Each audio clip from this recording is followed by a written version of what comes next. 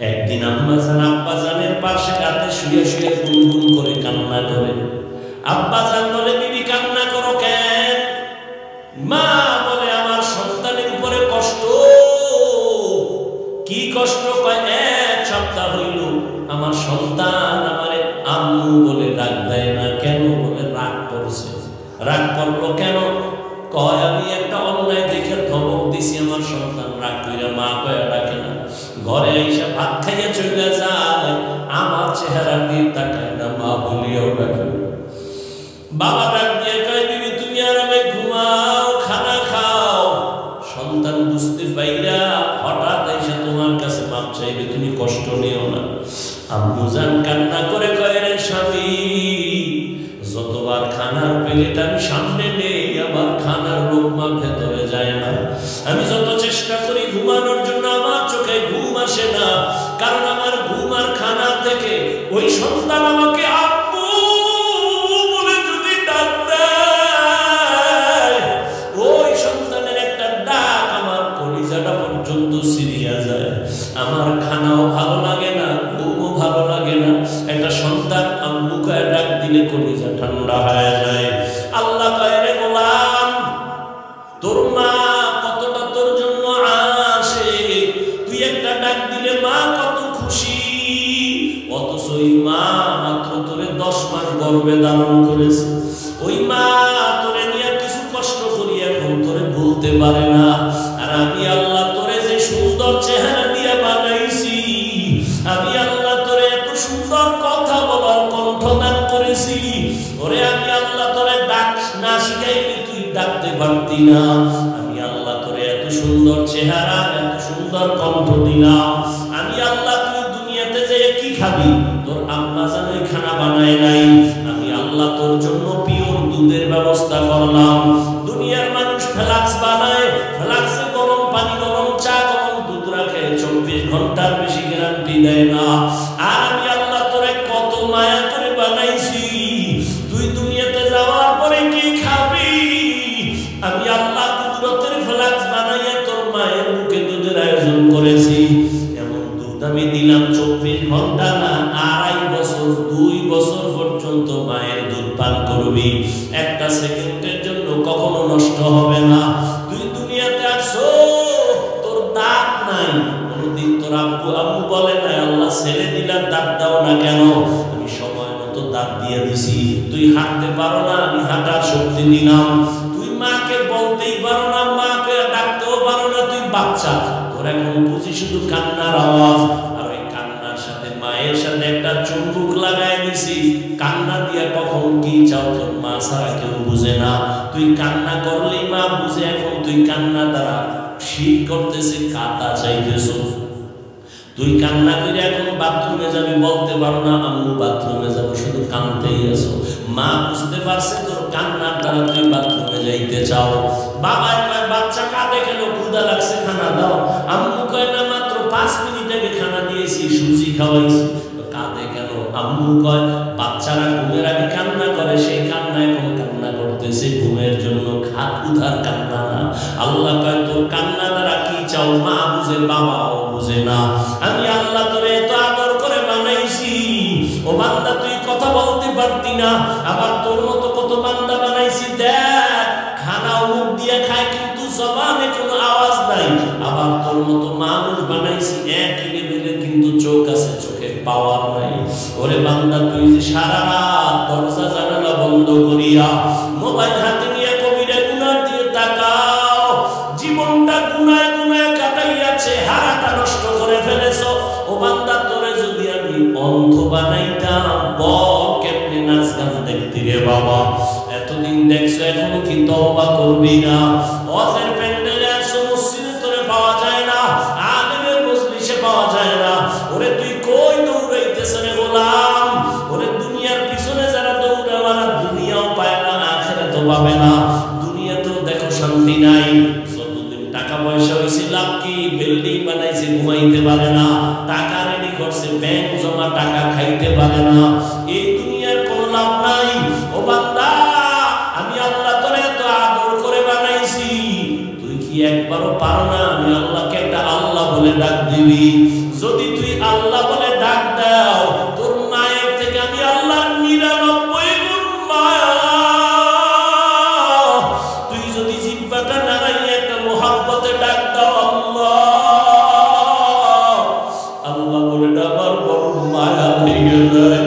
আমি আল্লাহ রহমতের দরজা খুলে দেই, আমি আল্লাহ মুহাব্বতের নজর দিয়া আমি তোর সব গুনাহ মাফ করে দেই। ও বাবারা, আল্লাহ বলেন আমারে ভয় কর, মুসলমান না হইয়া কবরে আসিস না। আল্লাহ বলে নাই বক্তা না হইয়া কবরে আসবি না, পীর না হইয়া কবরে আসবি না, নেতা না হইয়া আসবি না, মাওলানা না হইয়া মরবি না বলে নাই। আল্লাহ বলেন তুই মাওলানা না মুফতি না বক্তা না শ্রোতা ইমাম না মুক্তাদি, টাকাওয়ালা ধনী না গরিব আমি জানি না, আমি জানবো তুই মুসলমান নি। ওয়ালা তামুতুন্না ইল্লা ওয়া আনতুম মুসলিমুন। আমি চাই তুই মুসলমান হইয়া মরবি। কেন? আমি চাই তোকে বিনা হিসাবে জান্নাতে দিব। হিসাবদের কাঠগড়ায় যদি দাঁড়াও, তুই জাহান্নাম ছাড়া তোর উপায় হবে না। আর জাহান্নাম কত ভয়ঙ্কর আমি আল্লাহ বানাইছি, আমি জানি। তুই আমার কাছে কত দুর্বল, জাহান্নামের একটা সেকেন্ডের গরম সহ্য করতে পারবি না। ওয়াখলিকাল ইনসানু যায়ীফা। আমি মানুষ বড় দুর্বল করে বানাইছি। দুনিয়াতে বৈজ্ঞানিকরা বলে জমিন থেকে 9,30,00,000 মাইল উপরে সূর্য। জমিনটা যত বড় পৃথিবীর থেকে 13 লক্ষ গুণ বড় সূর্য। মুফাসসিরিনে কেরাম বলেন, নবীজি বলতেছেন সূর্যটা অনেকগুলো মুখ আছে, একটা মুখ নিচে করা বাকি উপরে করা। এই একটা মুখের তাপ ডাইরেক্ট যেন জমিনে না লাগে, ফেরেশতারা ঠান্ডা পানি ঢালতেছে। আবার ওই সূর্যের নিচে একটা পাতলা গ্যাসের আবরণ আছে, ওই সূর্যের তাপটা গ্যাসের আবরণে ম্লান হয়ে যায়, এরপরে তাপ জমিনে আসে। এই তাপটাও বান্দা সহ্য পারবে না। এজন্য আল্লাহ পাক মাথার চামড়া বড় পাতলা, আল্লাহ চুল দিয়া কাভা করে দিলেন যেন ডাইরেক্ট তাপ লাগে কষ্ট না হয়। শরীরে পোশাক লাগায় দিয়েছেন, বান্দা তুই খালি গায়ে সূর্যের সামনে বেশিক্ষণ দাঁড়াতে পারবি না, মাথার চুল ফালায় দাঁড়াতে পারবি না, সহ্য করা যায় না সূর্যের গরম। সৌদি আরবে অনেক গরম, আমাদের দেশেও গরম কম না। সূর্যের গরম সইতে পারো না রে গোলাম, ওই জঙ্গলের পশুগুলো আমি আল্লাহ পশমের দ্বারা কাভার দিয়ে দিলাম যাতে সূর্যের গরমে কষ্ট না হয়। ও বান্দা, আমি আল্লাহ পাক রব্বুল আলামিন এই সূর্যের তাপ সামান্য সহ্য করতে পারো না। দিনের বেলা সূর্যের তাপ ছিল, রাতে নাই, এরপরও কেন গরম লাগে? ফ্যানের বাতাস না দিলে ঘুম হয় না, আবার এসিও চালানো লাগে, এত গরম। আল্লাহ পাক বলেন কিয়ামতের দিন ও নবী জানায়া দেন এই সূর্যটা মাথার উপরে নামায়া দিব। আল্লাহ নবী বলেন আল্লাহ অর্ডার করবে সূর্য তোর উপরে যত মুখ ছিল সব নিচে কর, যত তাপ আছে সব তাপ ছেড়ে দে। সব তাপ ছেড়ে যখন দিবে, এই জমিনটাই হবে কিয়ামতের মাঠ। মক্কার পাশে আরাফার ময়দান হবে, আল্লাহর স্টেজ হবে বিচারের আদালত। আল্লাহ অর্ডার করবে সূর্য তাপ ছেড়ে দাও। সূর্যের গরমে রহমতের নবী চোখের পানি ছেড়ে কান্না করেন। সূর্যের গরমে মাটির জমিনটা পুড়িয়া তামা হয়ে যাবে। অনেকে প্রশ্ন করছে স্বর্ণ হবে না কেন, রূপা হবে না কেন, তামা হবে কেন? রূপাও তো হতে পারে, স্বর্ণ হতে পারে, পিতল হতে পারে, তামা হবে কেন? মুফাসসিরিনে কেরাম এটা রহস্য বলছে। স্বর্ণের মধ্যে ওই গুণ নাই, তামার মধ্যে যে গুণটা আছে, তোমার রূপার মধ্যে ওই গুণ নাই, পিতলে ওই গুণটা নাই। বলে কি কয়, লোহার এক মাথা গরম হলে ভিন্ন মাথা গরম হয় না, স্বর্ণের এক অংশ গরম হলে ভিন্ন অংশ গরম হয় না, বড় একটা রূপার অংশ এক মাথা গরম করলে ভিন্ন মাথা গরম হয় না। কিন্তু তামা এমন একটা আল্লাহর পদার্থ, এক পাশে যদি গরম শুরু হয় পুরাটাই গরম হয়ে যাবে সমানভাবে। গরম তামা হবে জমিন, মানুষগুলো সব উলঙ্গ দাঁড়াবে, নারীরাও উলঙ্গ, পুরুষেরাও উলঙ্গ দাঁড়াবে। নবীজি একদিন আম্মা জান আয়েশার ঘরে বসে কান্না করতেছেন। আম্মা জান আয়েশা বলে, ইয়া রাসূলুল্লাহ, আমি আয়েশার কোন বেয়াদবির কারণে আপনি কষ্ট পেয়ে কাঁদেন?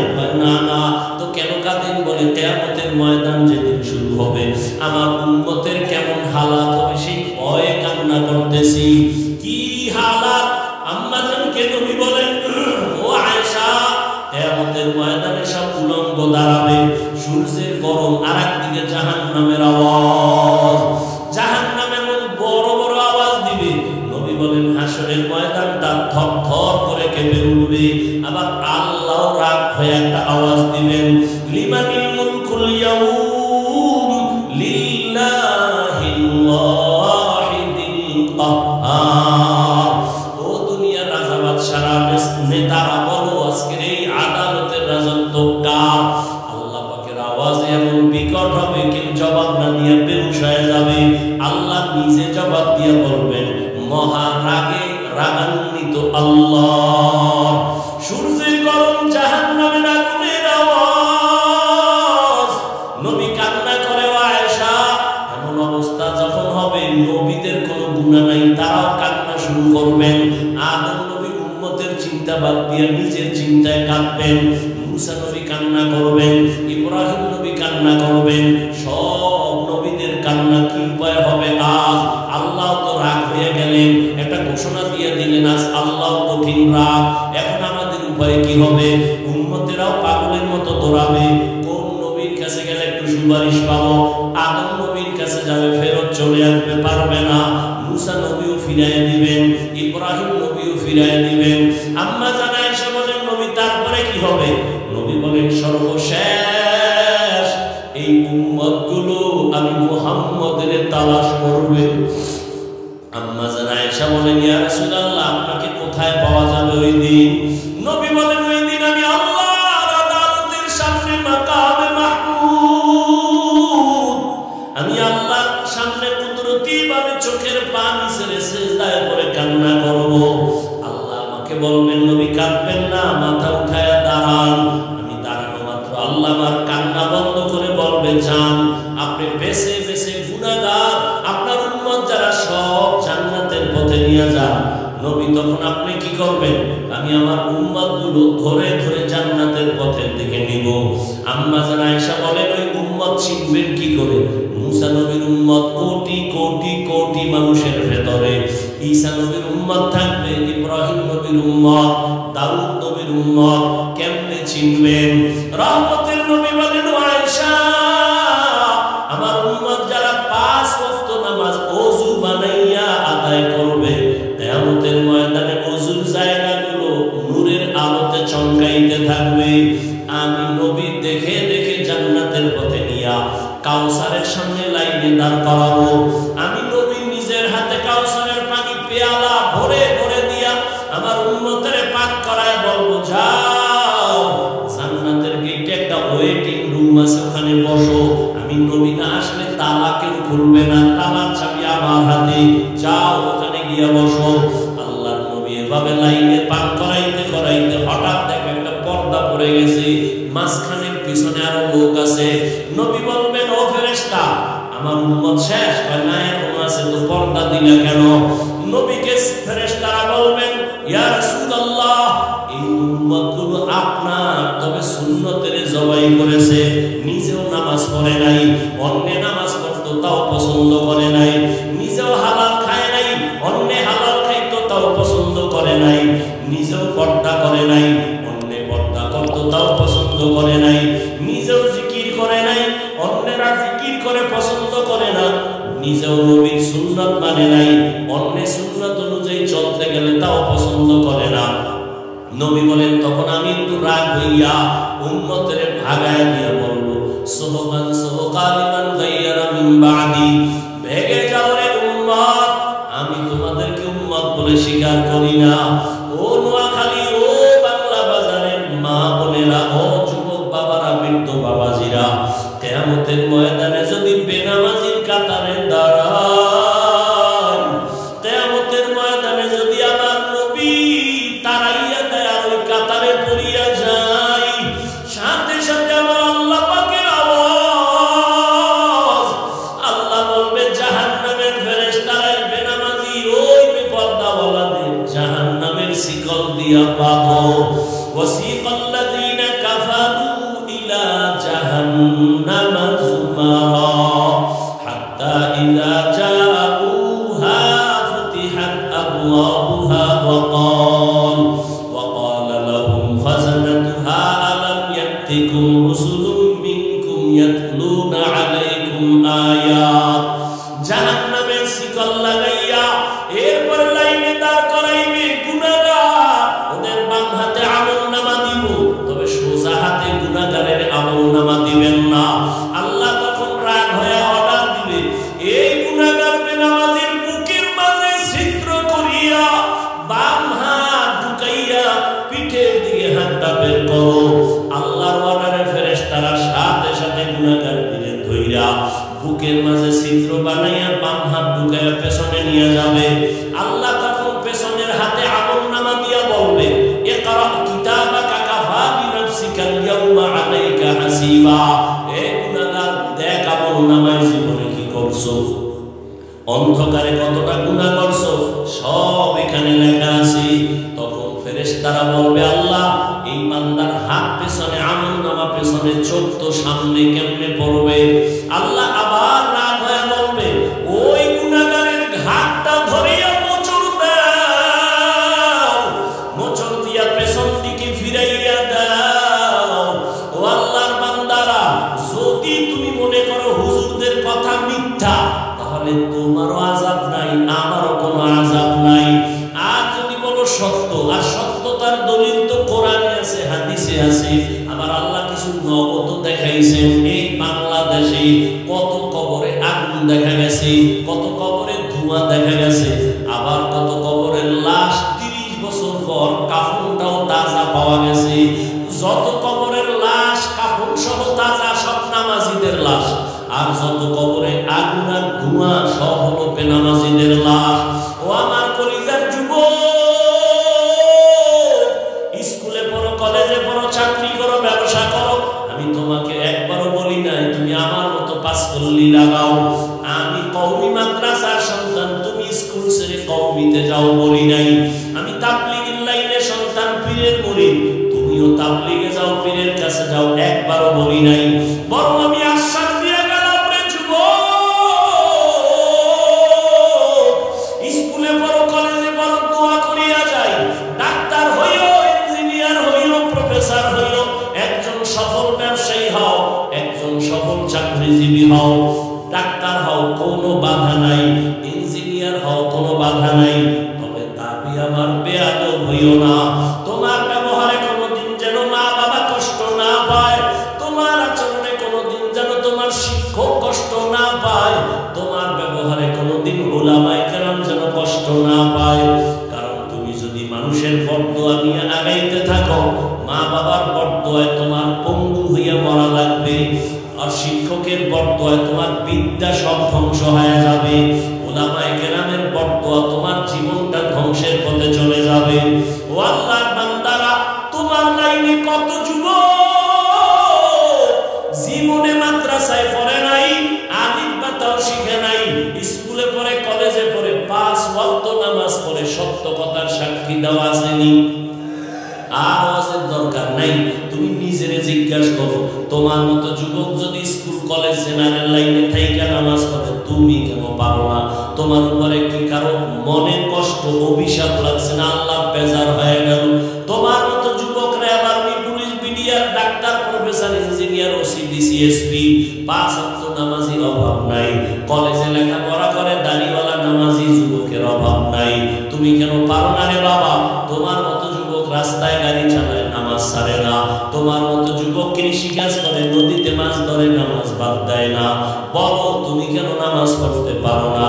তোমার জীবন নিয়ে কি কোনো চিন্তা নাই? তোমার কি কোনো ভবিষ্যৎ নাই? আল্লাহ না করুন আজকে তুমি বাবারটা খাও, এই তো তোমার বাবার ব্যবসায়ী বাবুই। আল্লাহ না করুন যদি তোমার বাপ কালকে মারা যায়, তা তো পুরো চাপ তোমার মাথা। কিন্তু চরিত্র যদি ঠিক না রাখতে পারো, জীবনটা তোমার মরার আগে ধ্বংস হয়ে যাবে। কারণ চরিত্র যার ঠিক নাই, দুনিয়ার কেউ তারে ভালো জানে না, ওর দোকানেও যাবে না, ব্যবসার সাথেও কেউ অংশ নিবে না। ও আমার যুবক বাবা, এজন্য মা বাবার দোয়া নিয়ে সামনে আগাও। জীবনে বয়ান তো কম জানো না, কম শুনো না রে বাবা। কি লাভ হবে যদি নামাজ ঠিক মতো না পড়ো? মনের বুঝাও রে মন, আমার মতো যুবক জেনারেল লাইনে থাকি যদি নামাজ পড়ে আমি কেন পারি না? আল্লাহর কাছে তওবা করো। জীবনে তো কম নামাজ